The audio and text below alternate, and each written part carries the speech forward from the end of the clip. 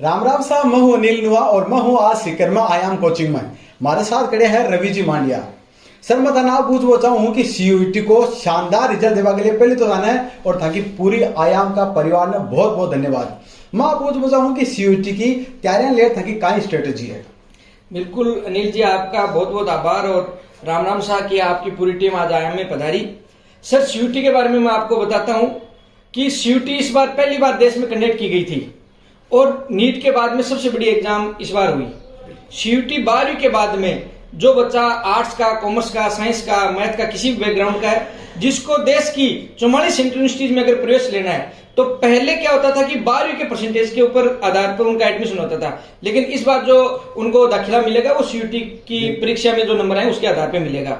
आयाम टीम ने यह काम किया कि पहले तो उत्तरी भारत की एकमात्र ऑफलाइन कोचिंग थी जो आयाम जिसने सीयूईटी चलाया इस बार, जिसने तैयारी करवाई। तो आयाम टीम ने पहले पिछले नवंबर से लेके पहले मार्च तक गांव गांव जाके ढांढानी जाके स्कूलों में जाके सेमिनार किए और बताया कि इस बार ये पैटर्न होने वाला है जिससे बच्चे वंचित न रह जाएं, अपने ग्रामीण परिवेश के बच्चे वंचित नहीं रह जाएं, उनके पास सूचना जानी बहुत जरूरी थी। उसके बाद जब 12वीं बोर्ड खत्म होने के बाद जब बच्चे आए तो उनको यहाँ पर प्रॉपर जेएनयू से, डीयू से, सेंट्रल यूनिवर्सिटी से पढ़े हुए अभियेक थी जो टीचर्स हैं, आज के दिन फैकल्टी टीम के मेंबर्स हैं आयाम में, उन्होंने पेरेंट्स के साथ उनका फिर काउंसलिंग की कि ये इसका ये फायदा है। फिर इस बार सबसे बड़ी समस्या जो ये थी कि ई मित्र वालों को किसी को भी फॉर्म भरने का पैटर्न नहीं पता था। तो एक आयाम कोचिंग ऐसी है पूरे इंडिया में, ये कोई भी कोचिंग की फैकल्टी मेंबर है ना, किसी बच्चे का किसी चीज का फॉर्म नहीं भरती, लेकिन आयाम टीम ने रात को 12-12, 1-1 बजे बैठ के और फॉर्म फिल किए। उसके बाद में 3-3.5 महीने का तैयारी का टाइम मिला, जिसमें आयाम की टीम जो वहां पढ़ी हुई है, जहां बच्चों को जाना है वहीं उन यूनिवर्सिटियों से पढ़ी हुई टीम थी। उन्होंने सुबह से लेकर शाम तक ना दिन देखा ना रात देखा, एक एक टाइम का खाना खाया। उसके साथ उन्होंने एक पूरे क्लासों के बाद में डाउट के बाद में भी बच्चे जब कहते थे कि सर अब जाओ, तब यहाँ से टीचर जाते थे। उसके बाद में एग्जाम सेंटर्स पे आयाम की टीम बाकायदा गाड़ी में ले जाके एग्जाम दिलाती थी। वहां पे जो भी सर्वर की प्रॉब्लम आई वो भी सोल्व करवाई गई। आयाम की फैकल्टी मेंबर द्वारा दिल्ली एनटीए में फोन करके पूरा मेल करके पूरे इंडिया को फिर बताया गया कि हमने वीडियो जारी किया कि अगर किसी की समस्या है तो हमसे संपर्क करें। उसके बाद में ये एक रूटीन चालू हुआ। उसके बाद में आज जो रिजल्ट आया उसके बाद में हर कॉलेज का इंडिविजुअली काउंसलिंग हुई, वो भी आयाम टीम ने करवाई, जिसका आज परिणाम है कि आयाम उत्तरी भारत में नहीं, मेरे हिसाब से पूरे भारत में एक ऐसी कोचिंग संस्था है जिससे एक कोचिंग संस्था से 50 से ऊपर बच्चे डीयू में, जेएनयू में 5 से 6 बच्चे, अभी बीएचयू का रिजल्ट आया उसके अंदर 20 से ऊपर बच्चों का सरदार पटेल पुलिस यूनिवर्सिटी में, विभिन्न सेंट्रल यूनिवर्सिटियों में जो जितने बच्चे थे लगभग का सिलेक्शन आज आयाम से हो चुका है। बिल्कुल सर, बहुत बहुत धन्यवाद, अति जानकारी थी हमारे दी। और अब मैं बताना चाहूंगी तो शानदार रिजल्ट आया है, के पीछे है आकाणी बहुत ही ज्यादा मात्रा का मैंने मेहनत करेली है। मैं देखियो कि ताकि नीट को रिजल्ट भी बहुत शानदार हो। बिल्कुल। और मैं अक्सर हटाते जाते भी हूँ, आपने जी कोचिंग है की परफॉर्मेंस बहुत ही शानदार है। तो हमारे मन में एक सवाल है कि सीकर में जब भी कोई बच्ची आवे पढ़ाई का मतलब एक माय नाम पढ़ाई को एक टारगेट ले रहा है, वो आयाम कोचिंग में आ जावे बी का बाद में थे भी का करता धरता जो थे भी का गार्जियंस हुर बिन तैयारी कराओ ओ कहीं साबुत है मतलब मैनेज करो। अब बताओ जी सर, आपने जो सवाल पूछा है कि एक पेरेंट्स यहाँ पे छोड़ के जाता है उसके बाद अभिभावक हम होते हैं, बिल्कुल आपकी बात बिल्कुल सही है। एक 16-17 साल का बच्चा और बच्ची पेरेंट्स यहाँ छोड़ के जाते हैं, उसके बाद में हम उसका कैसे ध्यान रखते हैं, उसका एक शेड्यूल है। हम 24 घंटों में से बच्चे को 14 से 15 घंटे अगेंस्ट रखते हैं, क्योंकि जो गांव में कहावत है कि खाली दिमाग शैतान का घर होता है।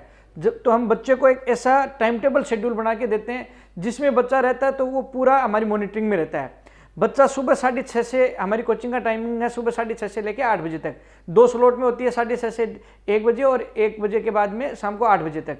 तो जो बच्चा मॉर्निंग शिफ्ट में क्लास में है, तो जो इवनिंग शिफ्ट का जो बच्चा है वो लाइब्रेरी के अंदर है, तो वो लाइब्रेरी प्रॉपर एक लाइब्रेरी होती है, वेल फर्निश्ड है, एकदम कंफर्टेबल चेयर्स वगैरह हैं, उसमें वो स्टडी करता है। प्लस वहाँ पे डाउट काउंटर पे टीचर्स रहते हैं, तो अपने जो भी डाउट हैं क्लास में, जो सुबह शिफ्ट में आ रहा है उसको कल शाम की क्लास में कोई टीचर का समझ में नहीं आया, कोई डाउट रह गया, वो डाउट भी क्लियर करता है। फिर वो सिर्फ लंच करने जितना टाइम हम देते हैं, तो जो सुबह की स्लॉट में वो शाम को लाइब्रेरी में आ जाते हैं और सुबह जो लाइब्रेरी में थे वो शाम को क्लास लेने आ जाते हैं।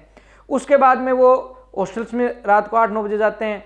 तो एक पूरा टाइम 13 से 14 घंटे उनका पूरा का पूरा कैंपस के अंदर मॉनिटरिंग में रहता है, टीचर्स के और जो नॉन टीचिंग मैनेजमेंट के जो स्टाफ मेंबर होते हैं उनकी उसमें रहता है।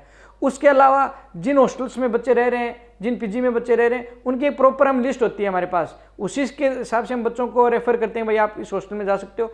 तो वहाँ पे हमारी टीम औचक निरीक्षण करती है, उनकी खाने की क्वालिटी क्या है, बच्चे की किसी प्रकार की दिक्कत नहीं है, बच्चा कहीं कोई बदमाशी नहीं कर रहा है, वो भी हमारी टीम बराबर औचक निरीक्षण करती रहती है। तो सुबह जो बच्चा 6:30 बजे उठा है और वो 10-11 बजे तक पढ़ रहा है, उसके बाद में बच्चे में इतनी एनर्जी नहीं रहती, फिर वो सोने का काम करता है, प्लस उसका पर्सनल काम है वो हो जाता है। तो एक पूरा माहौल जो घर में एक पेरेंट्स माँ बाप जो बच्चे का ख्याल रखता है, वैसा का वैसा हम भी यहाँ पे पूरी मॉनिटरिंग करते हैं, एक माँ बाप की तरह ही सोच के हम बच्चे का ख्याल रखते हैं। तो बच्चा पूरे टाइम टेबल के अंदर रहता है, तो किसी भी प्रकार की कोई दिक्कत नहीं आती है, और कोई भी अगर प्रकार की दिक्कत आती है तो हम तुरंत घर वालों को सूचित करते हैं। बिल्कुल, बहुत ही शानदार बात बताई है, रवि जी की जुबानी थे सुनी हो, अठा का बच्चा को बहुत ही शानदार ब्राइट फ्यूचर बता रहे हो, अभी के पीछे आकी कति मेहनत है।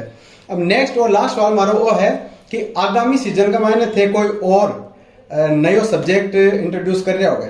बिल्कुल, हम नीट और सीयूटी के अलावा अब हम आईआईटी का जो सेक्टर है वो खोलने जा रहे हैं। बहुत बढ़िया, बहुत बहुत शानदार, बहुत ही अच्छा लगे आपने कन्वर्सेशन, और मैं उम्मीद करूं कि माको कन्वर्सेशन कई बच्चा के काम हसी, बाका गार्जियन से अगर वीडियो देख रहा है तो बहुत ही अच्छी जगह है, जरूर पहल करो, बच्चा न हटे 10 किलो दी रहो, क्योंकि बहुत जबरदस्त मेहनत कराए आयाम की पूरी टीम ताकि बच्चा को कैरियर बनाबो वास्ते। राम राम सा।